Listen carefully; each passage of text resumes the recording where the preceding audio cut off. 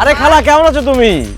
খালা বিদেশে গিয়ে তোমাকে কত মিস করেছি, তুমি আমাকে সবথেকে বেশি আদর করতে। কেমন আছো তুমি? হইছে আর খালা খালা করণ লাগবো না, এখন চোখের সামনে দেখছো, এখন আদর উতলায় উঠছে। এই যে নানার বাড়িতে আসছো, একবার কি ফোন করে খবর নিছো? আমার বাড়ি যাওয়া তো দূরের কথা। খালা আমার কাছে ফোন নাম্বার ছিল না, কিন্তু তোমার কথা জিজ্ঞেস করেছি। রাজু মানে জিজ্ঞাসা কর আমার বাড়িতেও কিসের জন্য আসছে? আমি এই বাড়িতে থাকতেও আসি নাই, খাইতেও আসি নাই, আমি আমার সম্পত্তির ভাগ নিতে আসছি। ভাইজান, আপনি আমার সম্পত্তির ভাগ দেন, আমি সম্পত্তির ভাগ নিয়ে এখান থেকে চলে যাই। খারে আছো কেন?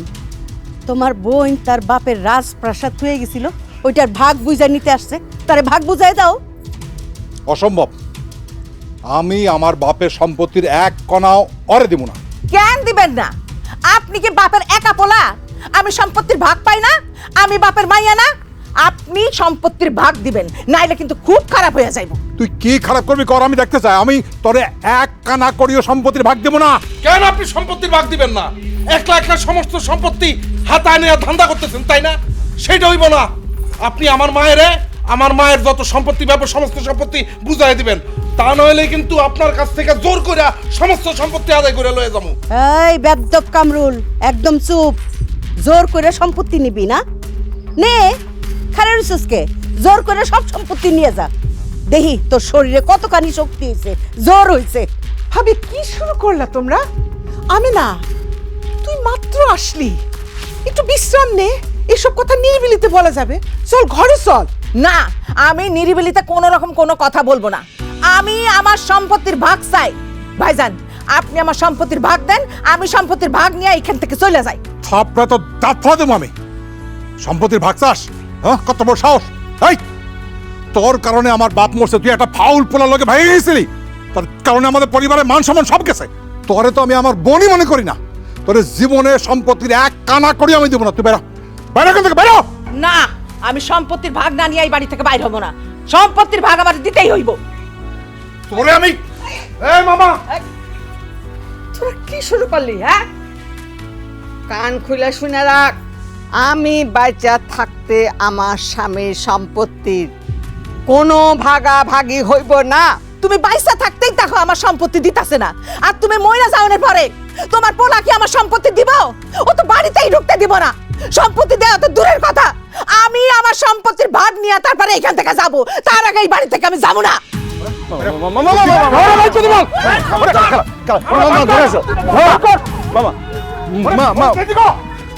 ওরে যাইতে কতই।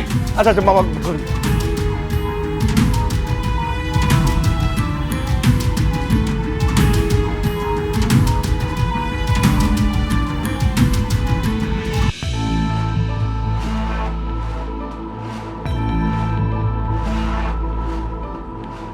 মা, রাজু হয়েছে। কি ব্যাপার খালা, তুমি নাকি আমার সাথে কি জরুরি কথা বলবো? কি কথা বলো তো? কইতেছিলাম তোর মা বোকা শোকা সরল সহজ একটা মহিলা, কিন্তু তুই তো বিদেশ থেকে লেখাপড়া শিখে আসছিস, তুই তো সবকিছু জানোস বোঝোস, কিন্তু তখন তুই তোর মামার সামনে কোনো রকম কোনো কথা বললি না। কেন চুপ করে আসিলি? খালা, তোমরা তখন মুরব্বীরা কথা বলছিলা, তখন কি আমার কথা বলা উচিত ছিল? আর কি বলবো সেটাও বুঝতে পারছিলাম না। ঠিক আছে, আমি তোরে বুঝাই কইতাছি। এখন তোর মা আর আমি এক লগে এই বাড়িতে আইছি, এইটা কইলাম মোক্ষম সময়, মানে তোর নানি বাইসা আছে, এই সুযোগে তোর মামার কাছ থেকে সম্পত্তি বুঝা নিতে হবে। এখন যদি তোর মামার কাছ থেকে সম্পত্তি বুঝা না নি, পরে কিন্তু আর পাইবো না। তুই শুধু আমার লগে থাকবি, আর তুই আমার লগে লগে তোর মামারে সম্পত্তির ভাগ দিতে কইবি। সম্পত্তির ভাগ তখন না দিয়া পারবো না। না খালা, আমি মামাকে সম্পত্তির ভাগের কথা বলতে পারবো না। আর তাছাড়া আমাদের মামার বাড়ির সম্পত্তির ভাগ দরকার নেই। আরে রাজু, আমি বুঝলাম না তুই এত বোকার মতো কথা কইতাছিস কেন? তুই আমগো নানা সয় সম্পত্তির সম্বন্ধে জানোস, ধারণা রাখোস কত আছে?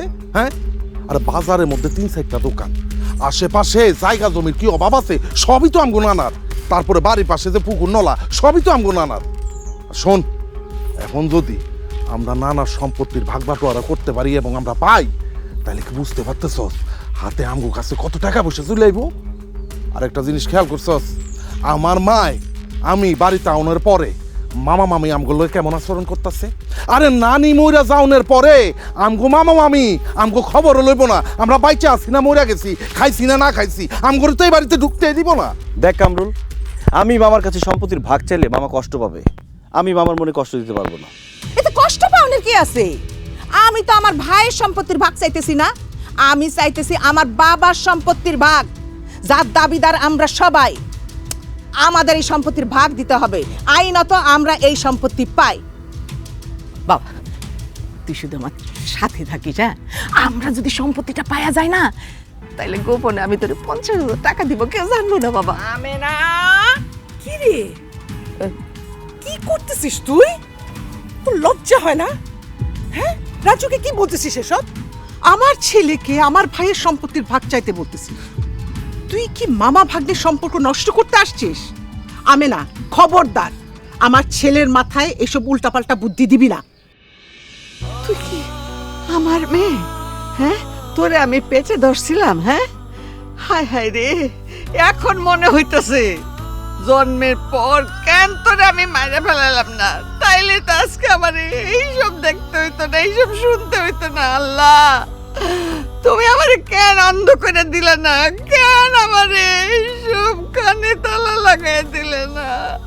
খবরদার কইতাছি, আর একবার যদি তুই এই সম্পত্তি বাগাবাগির কথা কস, তোরে আমি তাও দিয়া কল্লা ফেলাই দেবো। সম্পত্তির কথা আমি কমই, সম্পত্তির ভাগ আমার দেওয়াই লাগবে। শোনো মা, আমি তোমার একটা কথা কইতাছি, কান খুলে শুনে রাখো। আমার ভাই যদি আমার সম্পত্তির ভাগ না দেয়, এই বাড়িতেই আমি বিষ খাইয়া মইরা যাবো, আর আমার মরার জন্য দায়ী থাকবে তোমার পোলা। নানি, খালা, কান খুলে শুনে রাখো। আমার মায়ের যদি কিছু হয় তাহলে কিন্তু আমি আমার মামারে ফাঁসিতে দিলাম, মনে রাখো তোমরা। কামরুল! মা, নানু নানু তুমি কান্নাকাটি করো না, তোমার শরীর এমনিতেই ভালো না। মা অবস্থা যেদিকে যাচ্ছে মনে হচ্ছে বাড়িতে যে কোনো সময় একটা খুনাখুনি হয়ে যাবে। তুমি মামার সাথে কথা বলে আমিনা খালার প্রবলেমটা সলভ করার চেষ্টা করো। আমি আজকে রাতেই ভাইজানের সাথে কথা বলবো। মা কান্দো না, মা, মা শান্ত, শরীর খারাপ করবে।